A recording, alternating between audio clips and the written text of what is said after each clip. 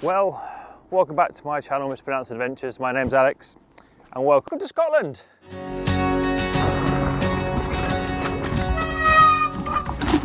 Once again, I didn't have an appropriate intro, so I used an attention-seeking one for my Arctic trips. But here we are, particularly part 3 of riding cheap e-bikes around the Cairngorm Loop with my partner Joe, which is a 266km route we found on the Visit Cairngorm website. Supposed to be telling you about a recap of what we've done so far. Ballator Hostel, which we're currently in, has a wall map showing the Cairngorm National Park, so let me show you what we've done so far. Park, also we can see our route. So it started in Aviemore, all the way down to Cairngorm, and all the way through here, winding over here, past these locks. This is the lock we got eaten by the midges at. It's Midge Fest.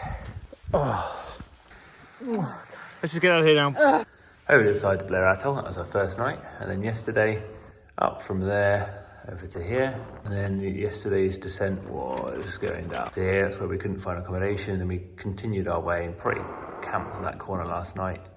And this morning we've gone up to here, all the way to Balmoral, down here, to Bala. Now that we're caught up on day 1, 2 and 3, let's get day 4 on the way. Well, it was a bit of a misty, wet morning, but we've got the bikes out. Although, one of the chargers is not on green, which means it's not fully charged. Hopefully they are both fully charged. Although they did say they turn off the power at night, so I don't know. But let's get bikes out, saddle up and see what the deal is. Right, the HOVERair is in 100%. Let's go see what the Ranger is doing, because that was one of the issue. Right, battery for the Ranger in, and the Ranger is on 100%. There we go. The plug was loose when I got it out this morning, but they did say they unplugged them at night, so maybe when they plugged them back in the morning, he didn't fully reseat it or something. So, let's get loaded up and on the way. Right, let me show you today's plan. So, starting Ballator, we've got the first 44 kilometres. I'll get to this spot called Tomintoul, probably pronounced wrong, apologies. This is up 600 metres of ascent, a little bit push at the top, over about 44 kilometres, and that should still give us plenty battery left. Then next is following this road around to Nethy Bridge, and that's about 20 kilometres, and that's only road. So potentially we could get there today, and then from there it'll be only 24 kilometres back to where we left the van. So definitely, hopefully get to Nethy Bridge today, and then seeing at the time, potentially a charge stop and get all the way back to the van, and still do it in 4 days. But it is going to be wet today, so yeah, we'll see how that goes. Right, time to set off. I'm going to turn the camera off for the first little bit. I need to navigate out to Ballator, and then we'll join back up when we actually get on the main bit of the route for the day. Well, back onto Woodland Trail for a little bit, although I think we've got quite a lot of road riding today. Well, we're already in grassy fields, which is actually quite hard work, but it does sound like it. Oh, maybe another kilometre of this, and then it switches back to gravel tracks. It's annoying because there's a road at the bottom of the valley we're going to take it, and another gate.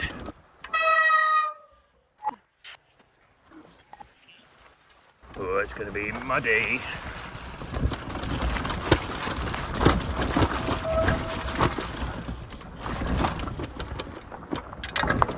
The bike's being quite quiet today. I think that's just because it's wet and all the things are lubricated with dirty water.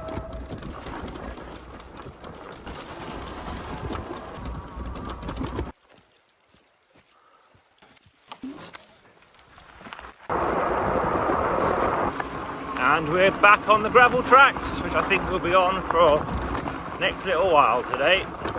On this nice looking rickety bridge in front of a picturesque house, but it's all a lie. It's just timber over a steel frame. Well, at least there's a bridge. We'll go over the bridge. You've got to go over the bridge? Yeah. I think one bike at a time. Yeah, I'm going to put it in walk mode. I might just be better doing it one at a time.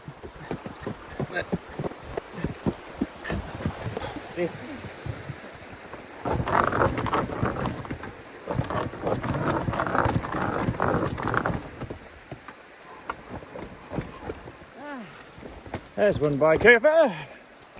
Time to do the other. Bridge done. Now it's time to some more grassy section. Tree. Oh, I didn't see that. Yeah, good job we avoided that river crossing. Now we're back on the road for a few kilometres. La la la la. Right, a bit of road for a while. Where's Joe? There's a bridge over there. Joe's gone to see the bridge. I'm looking at the electrics. That solar panel isn't going to work because it's missing one of its cables. So I'll never know if the road is closed because it won't ever be flashing.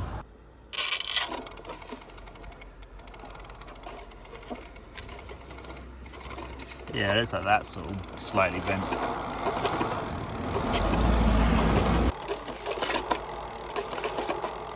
Okay, cool. So next place, main place. Well, it looks like we're saying goodbye to the roads, the asphalt roads, for a little while, and getting onto the gravel. Well, we just rode past a grouse shoot or a pheasant shoot. There's plenty of them both here. I just don't know which time of year it is for which one. And now it looks like we're just riding up here for the next many kilometres. As you can see from the lens, it started to rain. So this could be fun.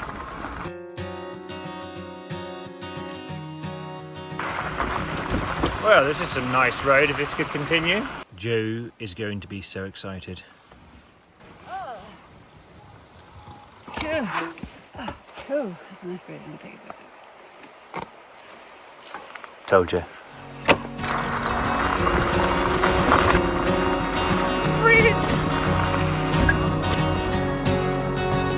Oh, it's slippy.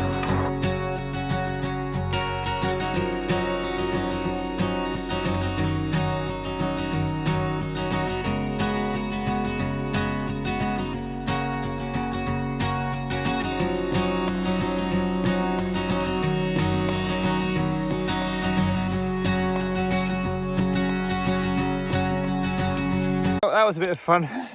Trying out one of the other types of shot on the drone, a dolly. I think it can go 14 miles per hour, I think, so, or something like that. I need to check. But it worked quite well.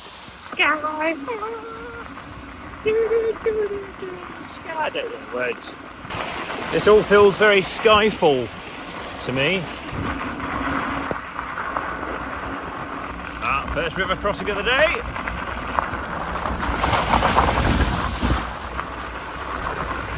More sheep. And a buzzard. Oh, it's wet now. Oh well. We're getting to the top of this glen where there's a loch. That's where it becomes single track. So we might have to push, or we might have to ride. It's only a 2 kilometre stretch, so that it's downhill afterwards. I'm still on 70% battery.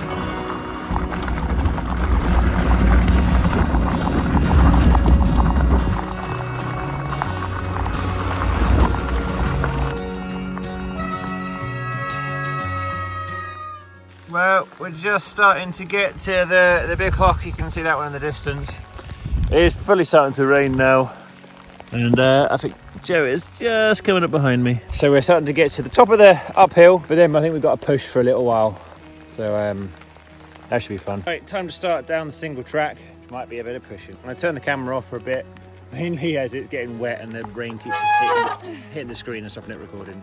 See how well we go. It's 1.9 kilometres of it.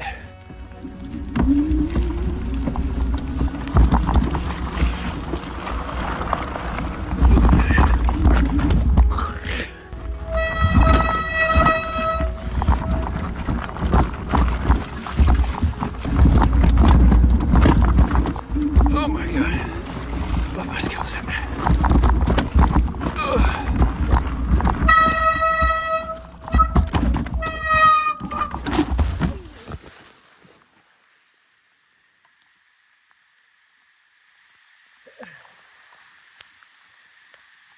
I'm good. I broke your bag. I'm all right, but I broke the bag.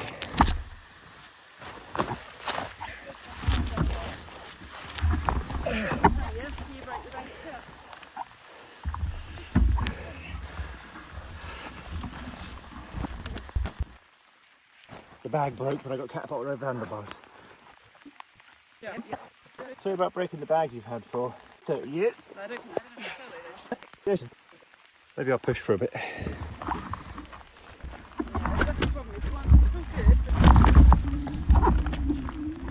That's been an awful mix of pushing and trying to ride but not fall off with rocks and bricks.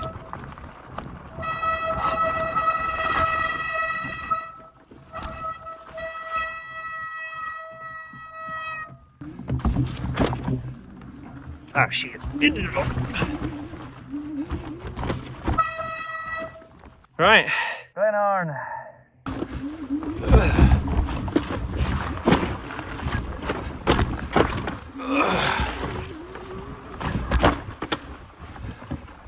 Vehicle tracks await on the other side of this river.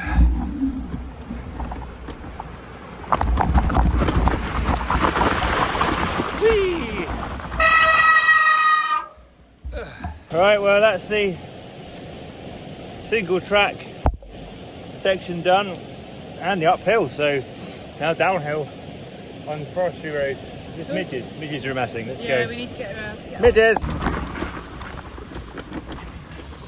Okay, maybe it's, oh no, it's sort of vehicle track. That distinctly looks like uphill. Beautiful, even though kind of soaked.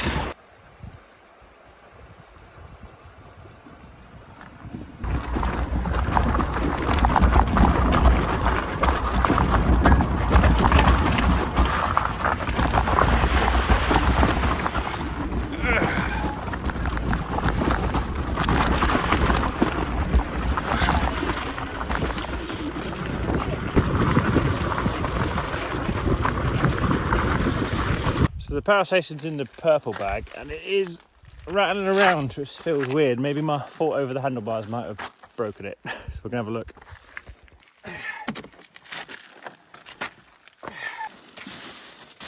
No, seems fine. So I'm getting thrown off the cliff with the bike and now thrown off cliff with the person. It's miserable!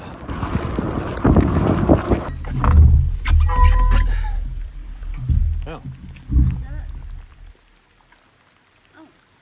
You're heavy enough. Apparently so. I can see the town on the left. That's the high street. For you on battery wise, 21. We might have to find somewhere here to stop for a little while.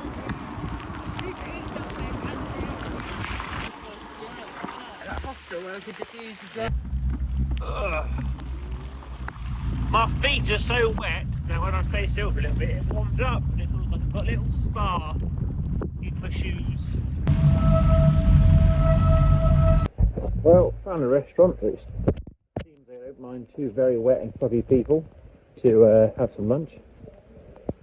But we can then figure out what we're going to do for the day. Coffee, hot oat milk, Joe. Lunch had at the Clockhausen restaurant, very nice, and nice staff as well. And good news, we're going to stop here today because we're soaked. We would never make it with the amount of charge we've got, with what we've got left to get back to the van. So there's a Wigwam, so we can stay here, we've booked. And that's another type of accommodation. So to the Wigwams.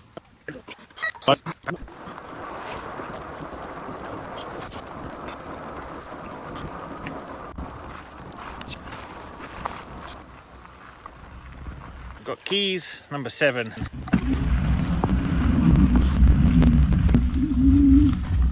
Oh. That's another style of accommodation, a Wigwam.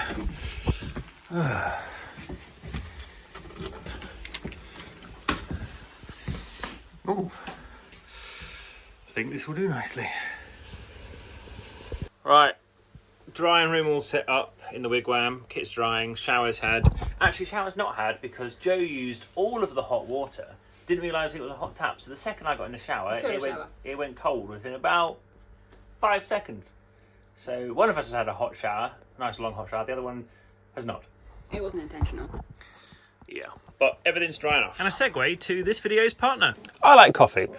I've drunk coffee all over the world, from Madagascar, Southeast Asia, Borneo, Bolivia, Peru, Namibia, Botswana, Zimbabwe, and many, many other places. Specifically on my African trips, I have my brew kit with me, which I can make on open fires or a little meth burner. But I can't always have little fires. So when I got an email from Outin about the Outin Nano portable espresso machine, I was quite interested. The reason I was interested in this, which by the way is in the pannier bag on this bike trip, and I've carted it the entire way around, and I was going to film it this afternoon, but it's rather wet, so I'm filming this at a different time. The reason I was interested in this one specifically is it heats the water as well, and that is a key feature for me. There's no better way than showing a coffee maker than by making coffee.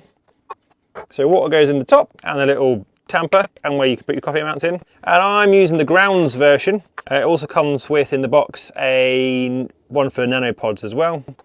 Let's make a brew. Got a jar of Drunken Sailor coffee.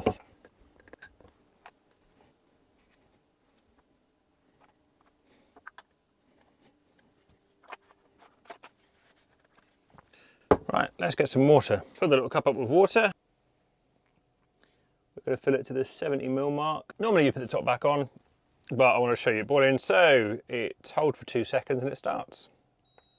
Indicator tells you how well the water's heating, so once it gets to 4 bars, it automatically starts dispensing into the cup. As it is battery powered, it will do from cold water to hot espresso, depending on the amounts you're doing. It will do about 4 to 6 cups, depending on how much water you're using. But if you are using hot water already, then it will do about 200 cups on a single charge. And it takes about 200 seconds from cold to start dispensing. So, if you want to find out more about the Outin Nano portable espresso machine, check out the links in the description below. I love my gadgets, I love coffee. This hits spots for both of them, but let's get back to my other favourite beverage in my life and the trip, beer. Alright, so for our afternoon, it's still raining. We went to a pub in Tomintoul, or however it's pronounced, which is the highest village in the Highlands. So I had my highest Highland pint, maybe. Walking back to our wigwam and dry off and get cosy, heating's on, make some dinner. Snacks are brought. And then hopefully plan for a drier day tomorrow. Right, good morning. A lovely sunny morning, or it is for now at least. Time to get the bike still a bit dried off, packed up for the day, and finish this off. 54 kilometres to go. So today's plan: leave Tomintoul, road cycling to Nethy Bridge, and then seems to be flattish terrain down to Aviemore and back where we left the van. And it looks like we've got blue weather as well. Yeah, put the key back in reception. So the first 25 kilometres of today are road cycling, which means they should go pretty quick. Joe has seen an information board, so we've stopped, and there's a thing to go see on the hill.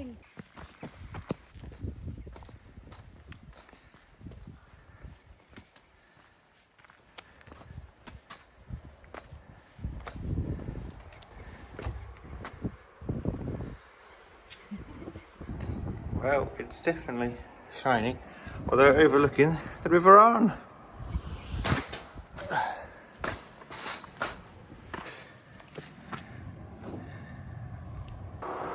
Following the Highland tourist route.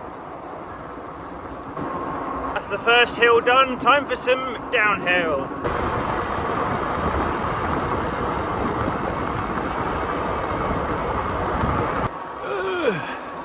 Might be an e-bike, but it's too heavy. Almost at the top of this section. Downhill from now on. Well, we're on kilometre 16, and it says it should be downhill from any time now to about kilometre 21, which would be quite nice.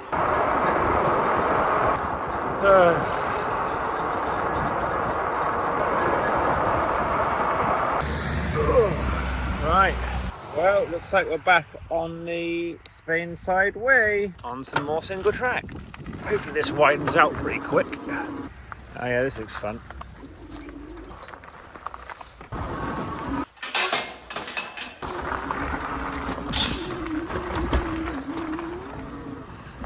Oh, this is alright, it follows the old railway line.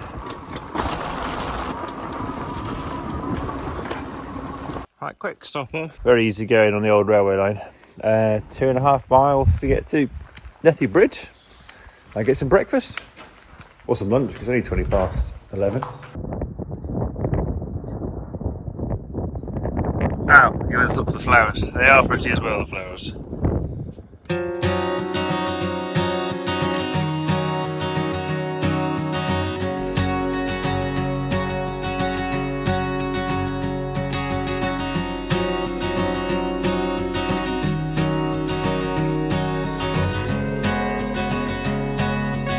We just had our first little crash, but it seems all right.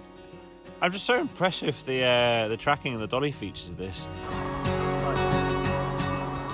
Just starting to roll into Nethy Bridge now. Morning coffee break at Nethy Bridge. Well, that looks like a Weller lunch. Lunch had. Final bit to go. So the normal route goes from Nethy Bridge and then goes into Aviemore and does this. We're not going to bother doing that, mainly because the only reason the GPS shows this is that's where the start and end point of the original person who made this was.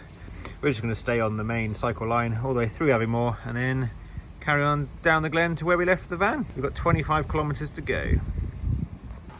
Helps if I turn the bike on as well.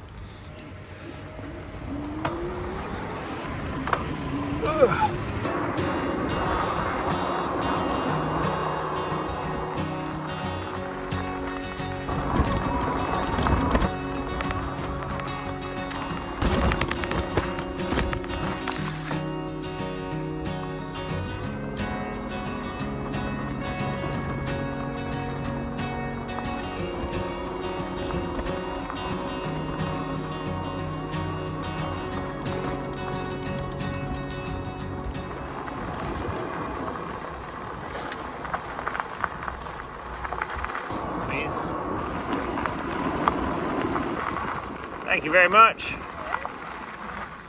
Let's slow down so I don't take you out by accident.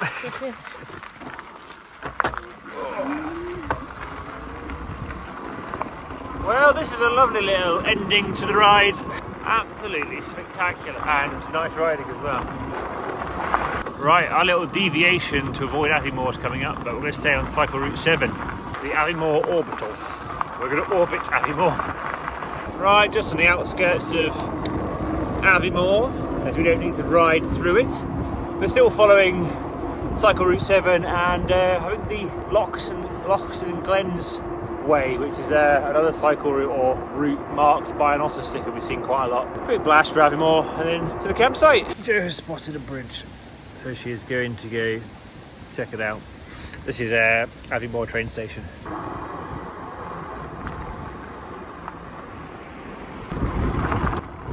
Well, and since we're almost back, time for a little roundup outro. First off, cheap e-bikes. They've worked out really well. Yeah, they're a little bit more squeaky than when we started.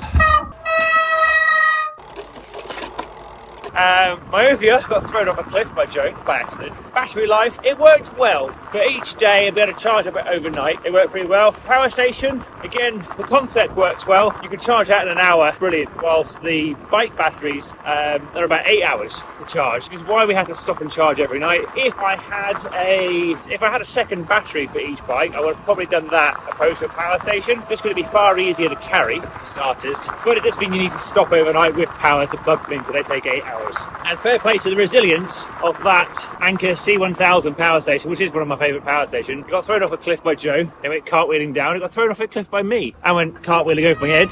And dunked in a river twice. The right hand line, it was the right hand line, it was the right. Pick it up! And it's still working fine, I think. Power wise, each day worked out quite well to charge at the end of it. The 2 batteries would have made life so much easier. As for overnighting, yeah, we did leave on this trip to camp at campsites and power. Realistically, that's not what happened at all. We did one, oh dear, oh, fall off. That's quite a steep corner. We'll be back in a moment. We got to sample all of the options available to us in Scotland. Well, we did wild camp one night, and that's where the power station worked to charge the batteries up overnight. Then we got to enjoy hotels, hostels, and a Wigwam cabin. So these hairpin turns I was talking of hard work. Right, well, one of the points to bring up on the route itself would be we maybe pushed for 5, 6, 7 kilometres worth of the entire 266 kilometre round trip, which I don't think is too bad. Sure, if you had a very expensive Western bike, it would weigh considerably less and that would have been considerably easier. But it's still hard work uphill. The route itself, Cairngorm Loop, brilliant. Cairngorm National Park's always had a massive variety of things to go see and landscapes. It doesn't disappoint. Got a mix of road riding, endless gravel tracks, these nice gravel tracks are on at the minute, and then a bit of single track. Whilst I can't ride the single track stuff in the heather, I'm sure more experienced people probably could. An amazing route. We wanted to do 4 days, ended up being 5, but it doesn't really matter. We weren't here to be grizzled, hardcore bike packers. That's why we did it on an e-bike, but it was a lot of fun. I can see why people like doing bike packing. Almost back. So I have to admit, pretty good idea of Joe's. Yeah. Right.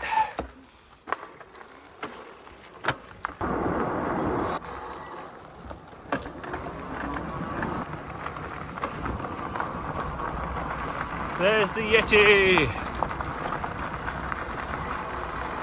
And that's going to be the end of this episode. And thank you very much for joining me, well, me and Joe, on a trip around the Cairngorms on the Cairngorm Loop on cheap e-bikes and our first experience of bike packing, which I think worked out rather well. If you want any of the GPS tracks to see the route for yourself, post in the comments below. If you want to find more about the drone or the bikes, look in there as well. But other ways you can support the channel is checking out some of the other bike adventures, from the long distance ones on folding e-bike. Right, 76.8 mile and it's 20 to midnight. To e-camping. I just think this is brilliant. And subscribe to the channel to keep up to date with the new videos and the rest of this series of the Cairngorm Loop. Or some of the other things the channel does, from technical reviews to Arctic trips. Minus 38. But I just really want to make content which you guys enjoy. So thank you very much for watching. Cheers. Bye. I'm going for a shower. And a pint.